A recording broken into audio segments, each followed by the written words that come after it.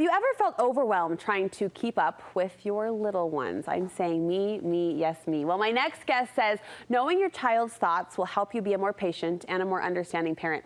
It's day 4 of our series, Inside Their Brain, and today we're looking at what's happening in your kid's head. Therapist Kristin Hodson is here, and it's both a fun assignment and maybe an overwhelming assignment to say, take us inside the child's brain. We know they're creative, we know they're sparky, we know they're adorable. Are we going to like what else is happening inside those noggins? I think so, because once we start to understand what's going on, it'll help us have a little bit more empathy, a little bit more understanding, and a little like, oh, you're just a growing little person. And we'll be more understanding, a good word. I think so, yeah. Empathetic. The first thought you say you'd like parents to be more aware of is that children have bursts of anger actually when they're flooded with any emotion. Yes, and I think this is important because for me, I've got a 3-year-old. Tantrums are happening all the time. My husband likes to say she turns into the Hulk.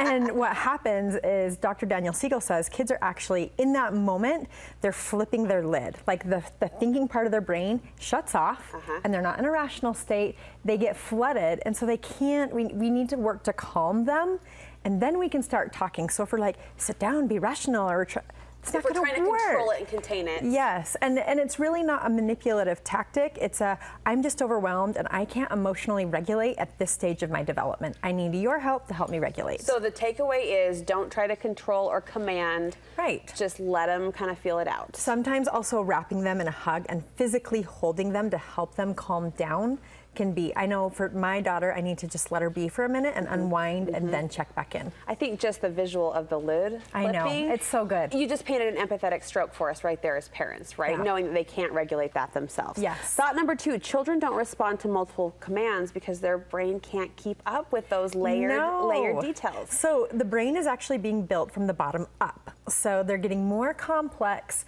connections the older they get. And so when we're asking them to pick up their shoes for the 200th time, and we're like, I just told you this, it's because they literally don't have the infrastructure to just keep doing these tasks. While this may seem simple, organizing your day, organizing your time, remembering what you need to do is a complex task that comes with time as their brains are growing. So one at a time is the takeaway? One at a time, and to not be like, okay, after you brush your teeth, I need you to pick up your shoes and then go hang up your shirt. They won't be able to track it. To be like, okay, what I need you to do next is pick up your shoes. Let them just do that before you then move on to the next task. Which takes patience as the role of mom, because you're trying to kind of fire off the day and get things going. Right. So that one at a time feels less efficient, but for them it's the only way to communicate. And it can make it so that we're not nagging.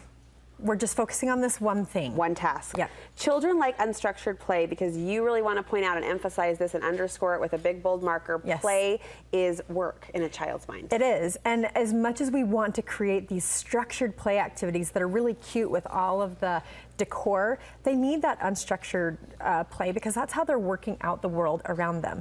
They get to create scenarios where they get to then become the master of their world. They get to try on adult roles. They get to work through emotions. They get to try on all these things.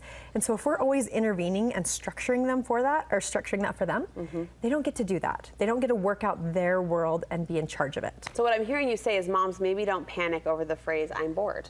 No, embrace the boredom. Like in our neighborhood, we had a boredom thing happen where the kids were bored and I was like, shoot, what are you gonna do with that? Shucks darn. I know, and then what ended up happening is we had a creek that wasn't very full, and before we know it, they were spending their time building rocks to create a pool, and then they created lifeguards and a whole the whole neighborhood had this. We had lifeguards, we had flyers being sent out to recruit people to come to the River Creek pool. Oh my gosh. And it's because they were bored and they had a chance to then create and compete with our local community pool was their goal. They're giving you a run for their business dollars. Right. And I think it was 25 cents admission. 25 cents admission, like that. Yep. And what did they say? It was all natural. The creek was all natural. And that came out of nothingness. Nothing. That wasn't created. That just was letting them be and do their thing and to be in charge of, like, they had managers and my son was delegating and it was just fascinating to watch. Awesome. Yeah. That's so cute. Finally, you say when children daydream, you want parents to recognize this as important, even positive. It is. It's a reset for the brain. If we think about all the things they're doing in a day, sometimes it's like an awake nap. And they need to be able to reset, regroup. The brain needs a moment. And so just let them be. It's not necessarily, it's not the same as screens. and just zoning out on a screen. That's different. Looking at the clouds, letting them just kind of zone off, or that staring thing, letting them do that. That's important. Our brains need to rest. I love when I look in the back seat and Emmy is just gazing out the window or just looking off in the distance. And now I'll have to withhold because my tendency is to always say, what are you thinking about? Like, what are you thinking about? But just sit back and let it just happen. Just let it be. All right, Kristin, great advice. If people want more advice from you, where can they connect? They can go to thehealinggroup.com or on Instagram at Kristin Hodson. Inside a child's mind. This was important, and I think you're right, empathizing for a lot of parents out there. Good. We appreciate it.